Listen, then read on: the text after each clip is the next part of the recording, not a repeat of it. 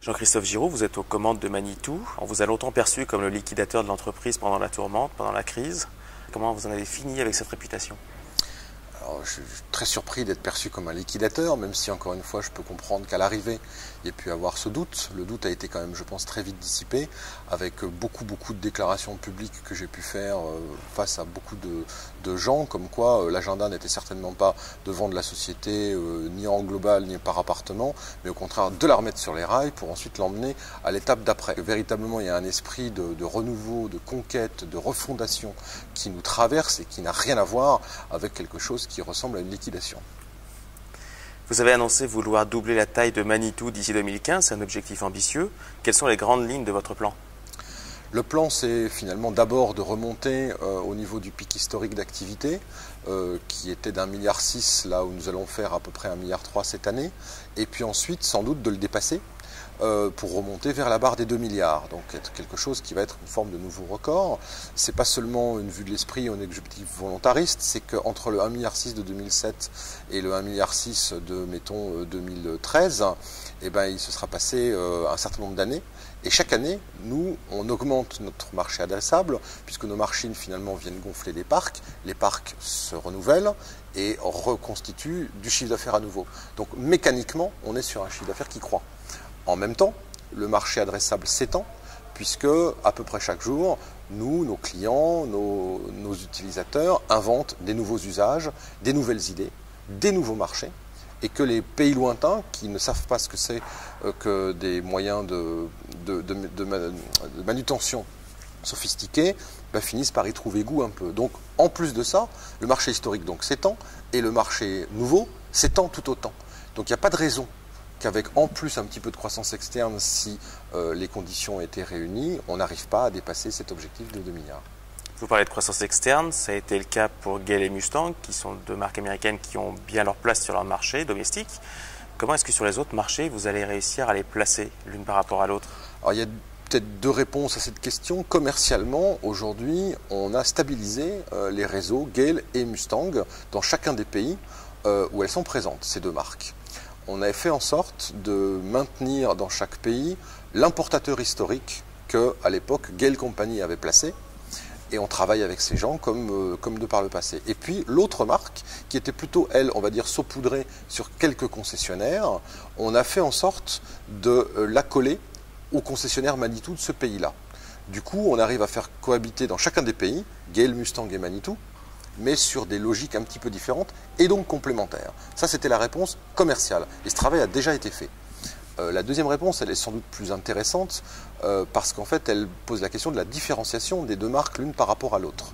À savoir, souvent on nous fait la remarque, une machine Gale et une machine Mustang, c'est la même avec juste une couleur un peu différente et un jeu de décalcoménie différent, ce qui est souvent vrai. Mais nous, on va essayer maintenant, on va s'atteler avec nos collègues américains à essayer de différencier les deux marques. Alors c'est un travail passionnant, parce que ça veut dire, est-ce qu'il faut en positionner une plutôt sur l'agricole et l'autre plutôt sur la construction et le TP? Est-ce qu'il faut en positionner une sur le premium et l'autre plutôt sur, on va dire, l'entrée de gamme? Est-ce qu'il faut en positionner une pour un travail de professionnel et l'autre pour des gens qui ont plutôt besoin de machines d'appoint? Toutes ces solutions-là sont des solutions théoriquement possibles, mais pays par pays, ce n'est pas forcément les mêmes réponses. En automobile, on a vu des marques bien établies chercher un relais de croissance en créant des marques low cost. Est-ce que ça vous a traversé l'esprit? Est-ce que c'est une idée que vous avez rejetée? Bien sûr, ça nous a traversé l'esprit et sans vouloir dire qu'on l'a complètement et définitivement écarté, on pense que ça ne nous concerne pas parce que Manitou et low cost sont deux concepts assez diamétralement opposés. On pense que Manitou est une marque haut de gamme ou premium avec des engins qui sont des engins sophistiqués, qui véhiculent des valeurs de productivité, d'efficacité, de sécurité, qui n'ont pas grand-chose à voir avec ce qu'on peut entendre dans low cost. En revanche, la marque haut de gamme dont on parle là se doit d'avoir des entrées de gamme, de la même manière qu'elle doit avoir aussi des modèles beaucoup plus, on va dire, riches ou mieux finis. Donc c'est plutôt sous une même marque, pour Manitou en tout cas, que j'aimerais pouvoir gérer cette différenciation qu'au travers d'une marque dite low cost qui tirera inévitablement le marché vers le bas et nous créera aussi des problèmes inévitables de distribution avec les concessionnaires qui ne pourront pas avoir accès aux deux marques mais qui le demanderont quand même.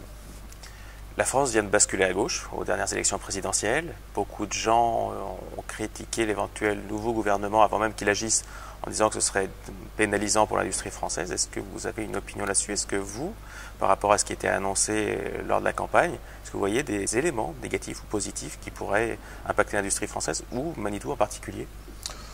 Sans vous faire une réponse de Normand, je n'y vois ni du positif ni du négatif. J'ai tendance à penser que derrière les idéologies de droite et de gauche, il y a des réalités économiques qui sont peut-être plus urgentes et plus pressantes. Moi, je constate que Manitou est une société industrielle, basée en France, en tout cas en grande partie, et avec une histoire française, une société qui est méritante aussi, qui a fait le choix de rester dans ses territoires, de travailler avec des réseaux et des filières qui sont également locaux, et que c'est quelque chose qui nous va bien. On a la chance de ne pas être exposé aux sirènes ni de la délocalisation, ni du moins 10 ans, parce que ça ne voudrait rien dire pour nous, vu que nos marchés sont encore une fois en Europe. Je constate simplement que notre modèle va au-delà de l'implantation française. On est présent dans 120 pays, on exporte plus des 2/3 de notre chiffre d'affaires. Voilà des critères qu'on oublie de mentionner souvent quand on parle de réussite Manitou. Donc je ne veux pas en tirer de conclusion à ce stade. Je constate en revanche que l'industrie au sens large et la compétitivité sont des thèmes qui ont pas mal résonné pendant la campagne. Ce sont des choses sur lesquelles on a des idées, comme beaucoup d'autres d'ailleurs. Donc on va voir si par hasard il n'y a pas des mesures qui au contraire ne pourraient pas nous favoriser ou nous aider, mais en même temps on n'a pas besoin de nouvelles mesures pour continuer à fonctionner et atteindre nos objectifs. Donc je regarde tout ça avec intérêt, mais sans aucune espèce de stress.